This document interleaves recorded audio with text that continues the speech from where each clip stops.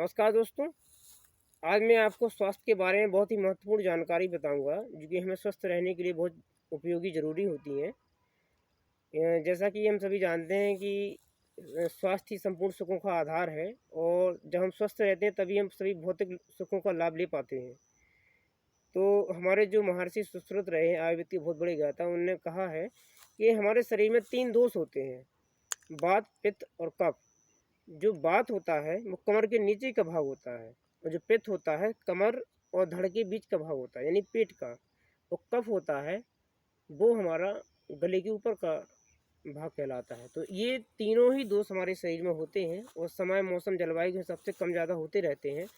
इसके अलावा जठराग्नि होती है, जो हमारे पेट में भूख लगती है उसको हम जठर बोलते हैं, उसको हम जठराग्नि बोलते हैं कि वो ना ज़्यादा लगे ना ज़्यादा कम लगे, वो सम रहे।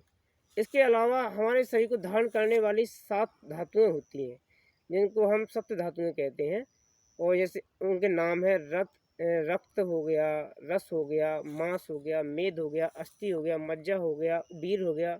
ये उचित अनुपात में होना जरूरी है। साथ ही मलमूत्र की जो क्रियाएं हैं वो भी सही रहनी चाहिए, सम्यक रहनी चाहिए। इसके अलावा हमारे शरीर में 10 इंद्रियां होती हैं, जैसे आँख, नाक, कान, जिह्वा, त्वचा, हाथ, पैर, उपस्थ, गुदा और रसना। ये हमारी 10 इंद्रियां हैं जिनको बैलेंस में रखना या बैलेंस संतुलित रखना बहुत ज़रूरी है।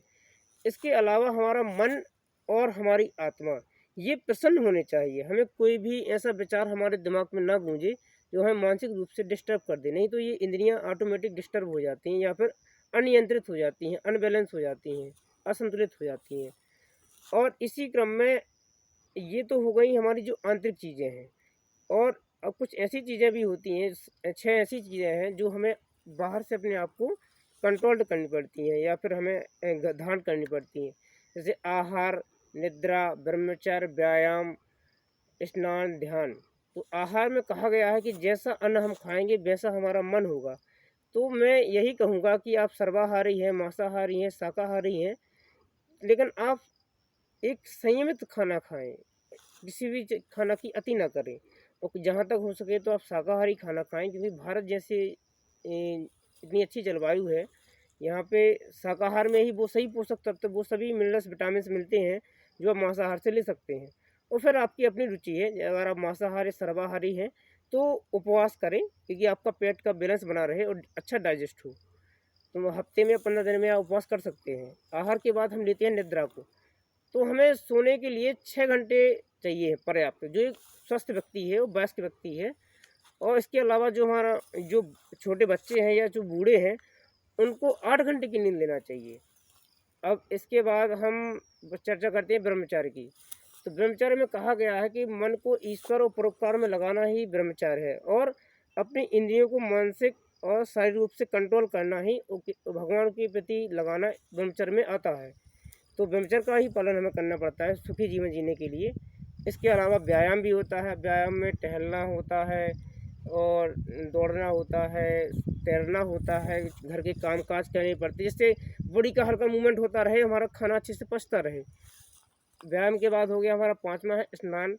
हमें नित्य स्नान करना चाहिए। स्नान करने से हमारी जो अनावश्यक गर्मी होती है शरीर की वो निकल जाती है। तो हमें जैसे ही हमें खाना हर दिन ज़रूरी है, ऐसे ही हमें नहाना ही बहुत ज़रूरी है। इसके अलावा ध्यान, जो 6वां हमारा है तत्व है, वह ध्यान। तो मतलब जो 6वां स्टेप हम बोल सकते हैं ध्यान है। तो हम दिन भर जो क्रियाकलाप करते हैं हमें ईश्वर के प्रति मन को समर्पित करने के साथ ही करना चाहिए, क्योंकि भगवान की कृपा अगर आप पर नहीं है, भगवान पर आप ध्यान या उपासना नहीं करेंगे तो आप मानसिक रूप से कमज़ोर रहेंगे या फिर मानसिक रूप से आप अनबैलेंस हो जाएंगे। तो आप चाहे आप घर में रहें चाहे बाहर रहें, ईश्वर का स्मरण करते हुए अपने सभी कार्य करें और ध्यान को अपने मन की शांति के लिए अपनाएं। तो ये सभी चीज़ें होती हैं व्यक्ति को स्वस्थ शरीर रखने के लिए और सुखी जीवन जीने के लिए। तो यदि आपको ये जानकारी अच्छी लगी हो तो लाइक, शेयर और सब्सक्राइब ज़रूर करें हमारे चैनल को।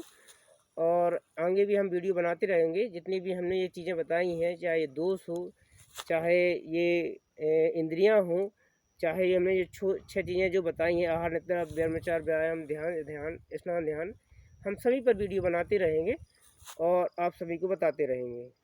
और इसी शब्दों के साथ नमस्कार, जय हिंद, जय भारत।